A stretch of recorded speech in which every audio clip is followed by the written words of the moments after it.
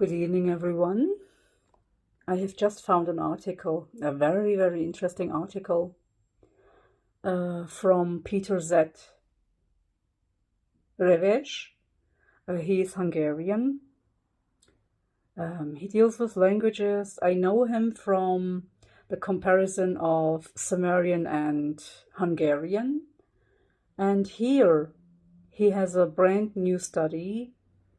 It is brand new to me, but it is, I consider it very, very important, his study, and it could lead to new findings, because I strongly agree and I strongly support this theory. This is about the Minoan, Hattic, and Anatolian languages, some of the Anatolian languages, which are considered actually isolate languages from other scholars. But here, Mr.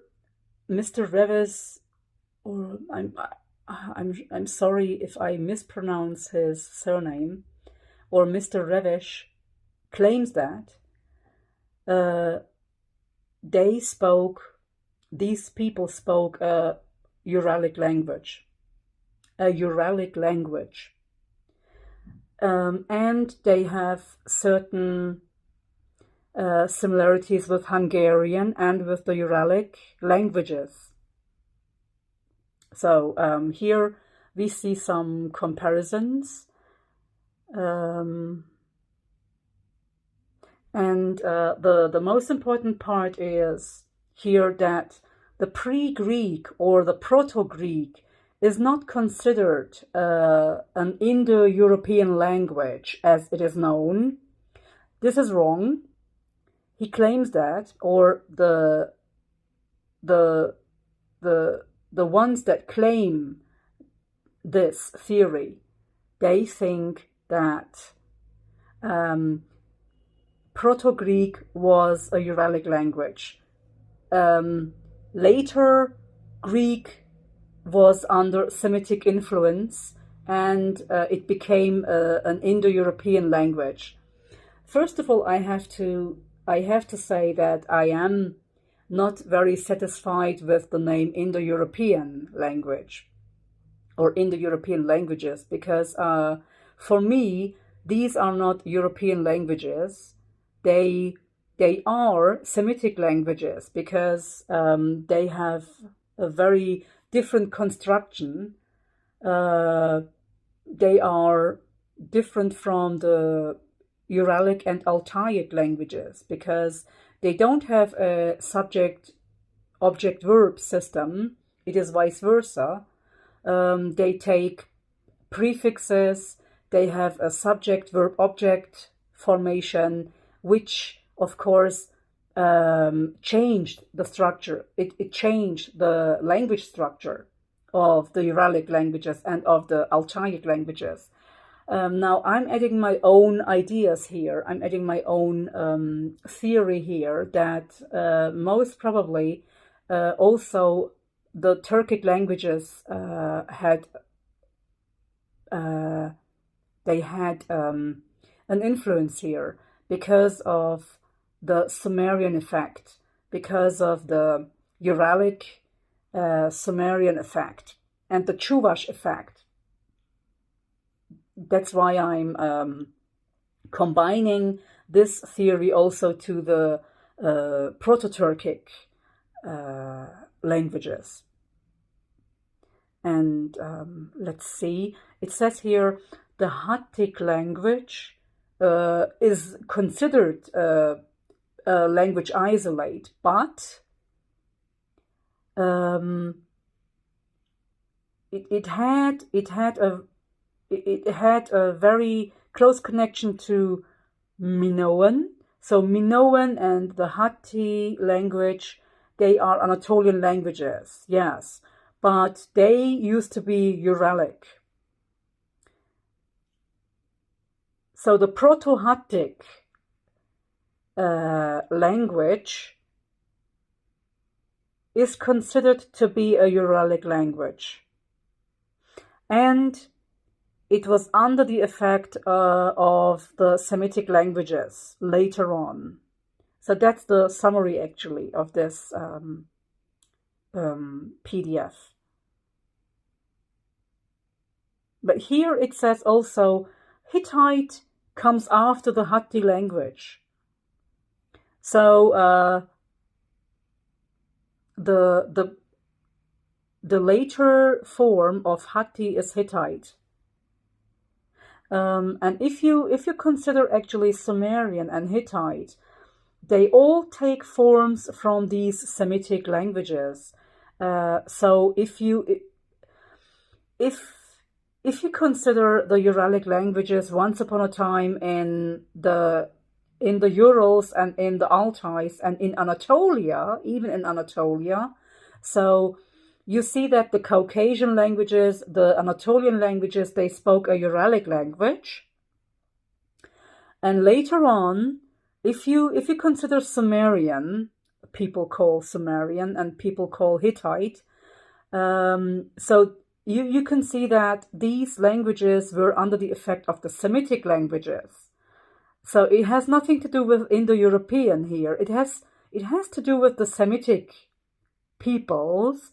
It has to do with the Semitic languages, or most probably with the Arabic influences and the Indian influences coming from the south into Anatolia, into the Caucasus, and into Europe, and into the Urals. So Greek was heavily influenced by the Semitic languages, and Greek was formed by the Semitic languages. So, but Proto-Greek has nothing to do with today's Greek. So these things are what these scholars are claiming, and I am very surprised by it. I'm astonished by it, and I can say that I can also support this. This is very logical, very logical. I find it logical because I have always claimed, and it proves me right, that once upon a time the Uralic languages and the Altaic languages, they were dominant in Anatolia, they were dominant in the Urals, like today, and they were also dominant maybe in some areas of Europe. But later it got under the effect of the Semitic language influence, and now Indo-European is spoken. So they actually, they call it Indo-European, but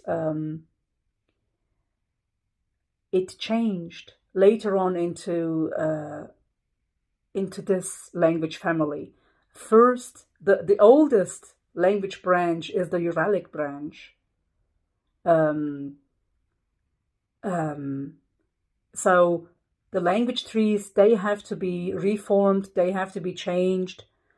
And here, towards the end, it says that Proto-Hungarian takes its roots from the Turkic languages. So that means also that Proto-Hungarian is a branch of the Turkic languages.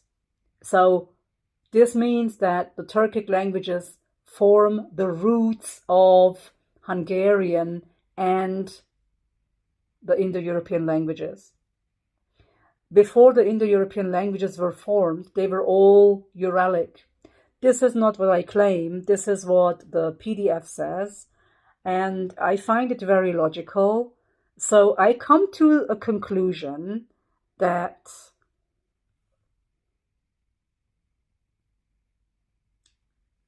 once upon a time, Uralic was dominant, and it is still dominant in Asia, most parts of Asia, because Turkic languages are spoken there, Altaic languages, they call it. So if you consider Hungarian and the Finnish language and the Sami language and all the other languages in that area, the Hanti-Mansi languages, a Uralic language, it is still dominant in most parts of the Urals, but in the other parts we see a fusion. So it used to be, the Uralic language used to be dominant in Anatolia. It used to be dominant in some parts of other, most probably also some islands like Crete. They mention Crete as well. And most probably it was dominant in the Balkans as well and in the west of Turkey. So all over Anatolia, all over the Balkans, Uralic was spoken. So a form of Proto-Turkic, let's say. And if you consider the Semitic languages, the Semitic influence, later it spoiled these languages, and Sumerian and Hittite and some languages like this spread. They became widespread. So even Greek changed into this. So it was under the effect of the Semitic languages. But Proto-Greek, it says, was very, very close to Hungarian. And the Hatti language in Anatolia was very close to Hungarian. So even some scholars which are mentioned here, they are also the defenders of the Etruscan language and the Hungarian language. So they all have different names, but they are all rooted in one source. So I don't think these people living in these grounds, living on these grounds in Anatolia, in the Urals, and in the Caucasus, in Asia, they were not very different people. They were the descendants of their forefathers, and they spoke the language from their forefathers with a little difference. So even the Phoenicians are mentioned here, and the Phoenicians are said to have Uralic language. So I'm scrolling down. So it, as I said, it mentions just